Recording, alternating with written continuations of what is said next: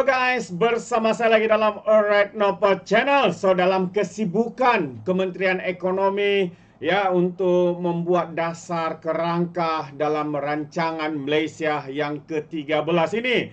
Ya, Datuk, kita boleh lihat ekonomi kita mulai ya menunjukkan signal positif ya, dengan perkembangan KDNK kita, dengan ekonomi kita yang makin mampan, makin kuat dan sebagainya, pelaburan yang semakin banyak masuk ke dalam negara kita, nilai ringgit yang semakin mengukuh, inflasi yang tetap stabil dengan 1.9, nilai ringgit yang semakin hebat sahabat semua ya. Walau bagaimanapun pembangkang tetap juga ya mempersoalkan mengguna pakai kononnya ekonomi kita gagal, pelabur tidak masuk dan sebagainya.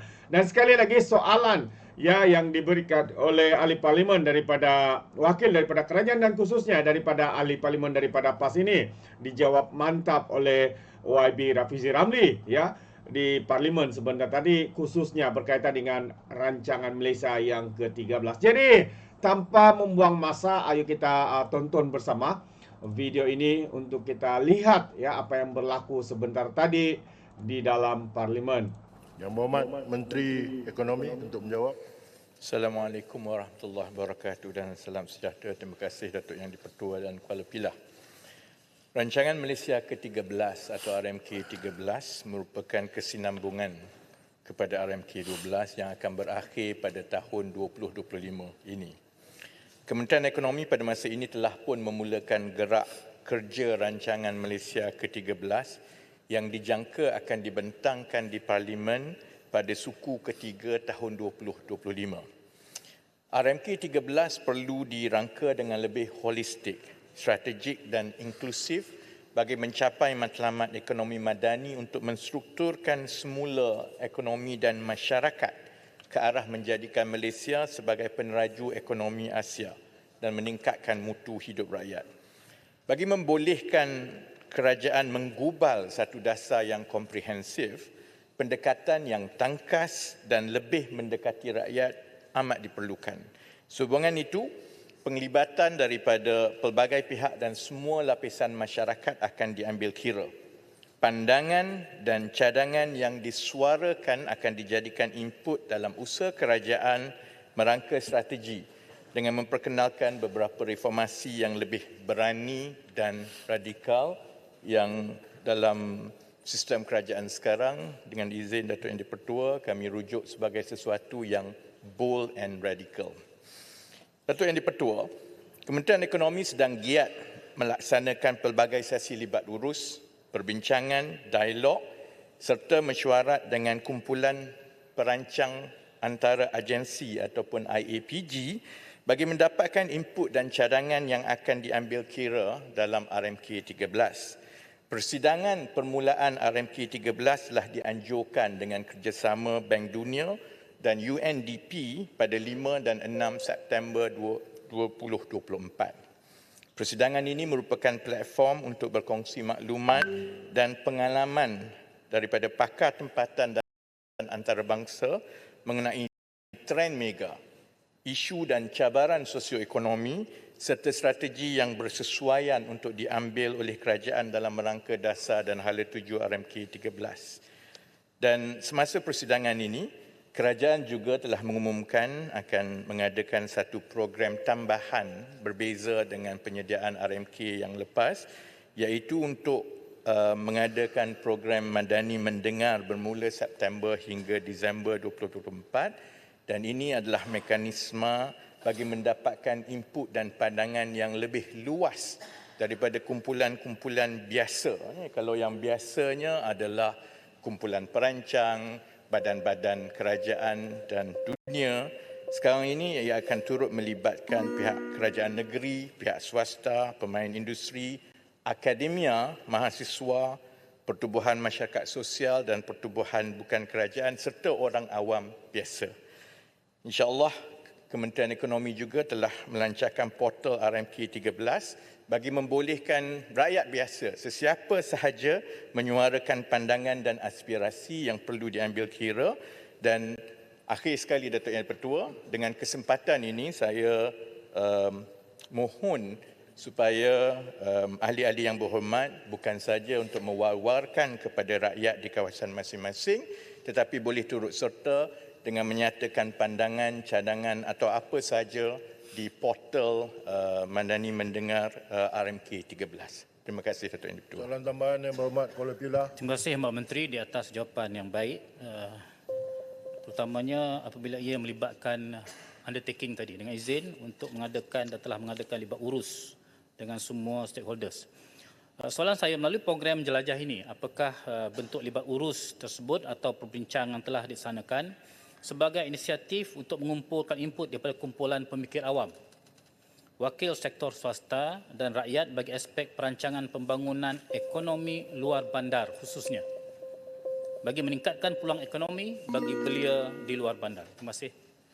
Yang berhormat Menteri untuk jawapan. Terima kasih Kuala Pilah.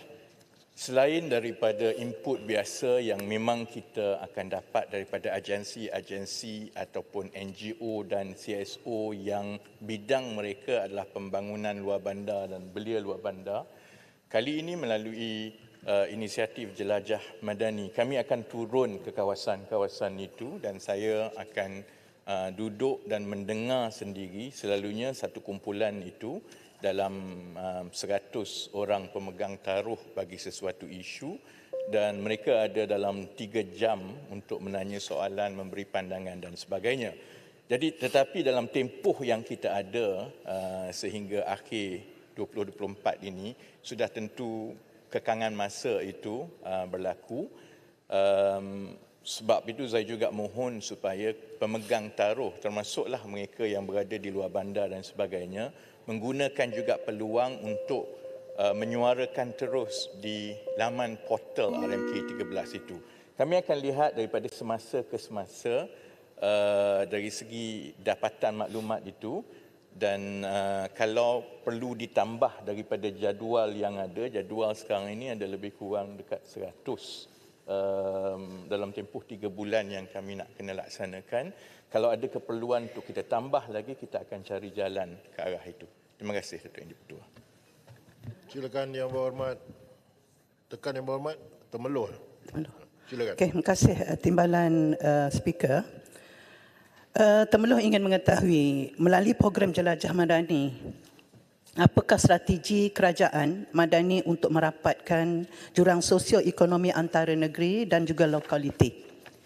Adakah kerajaan mengambil kira taburan wilayah ekonomi bagi aktiviti ekonomi utama ataupun kita sebut sebagai Key Economic Growth Activities seperti yang disyorkan dalam dokumen Wawasan Kemakmuran Bersama 2030 sebelum ini? Terima kasih.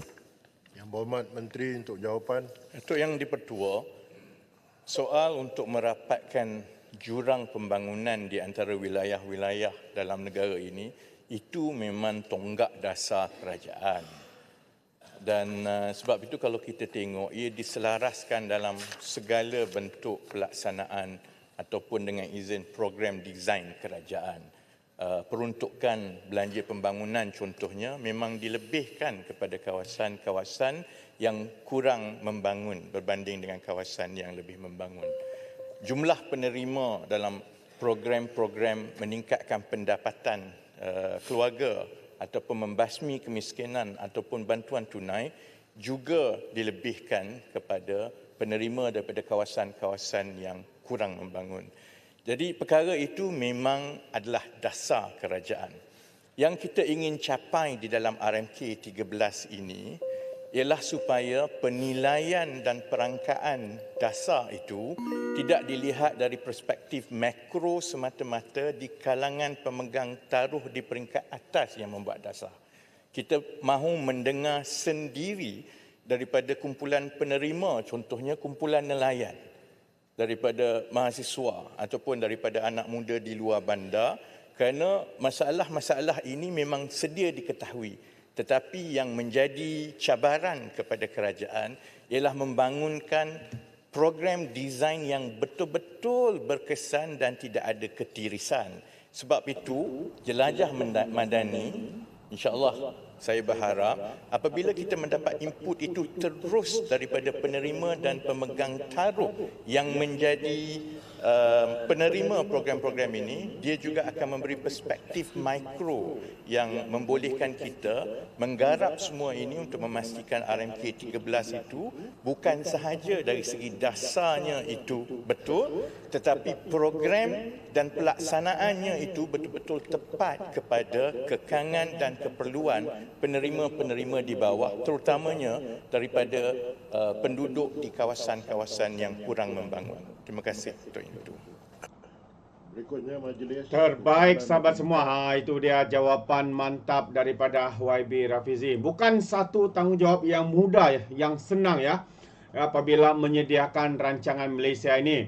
Sebab ini adalah satu rancangan yang menyeluruh ya untuk satu Malaysia, melibatkan negeri-negeri, wilayah-wilayah Sabah dan Sarawak di Borneo ini dan sebagainya. Kerana setiap input ya seperti yang dikatakan oleh YB Rafizi Ramli itu akan memungkinkan supaya rancangan Malaysia yang ke-13 ini menjadi satu rancangan yang holistik ya, setimbang dengan rancangan-rancangan yang sebelum ini, yaitu rancangan Malaysia yang ke-12. Jadi kita mengharapkan segala perancangan, segala libat urus yang sedang ya dilakukan oleh Kementerian Ekonomi YB Rafizi dapat dilakukan dengan sebaik mungkin. Jadi apa pandangan anda sahabat semua? Anda boleh berikan komen ya di dalam ruangan komen. Jadi terima kasih. Izinkan saya untuk mengundurkan diri dan seperti biasa peribahasa mengatakan tak apa-apa kangkap 2 ton keinginan. Dalam bahasa Melayunya tepuk dadah tanya selera. Sekian daripada Alright Nampak Channel. Saya kita berjumpa lagi. Bye bye.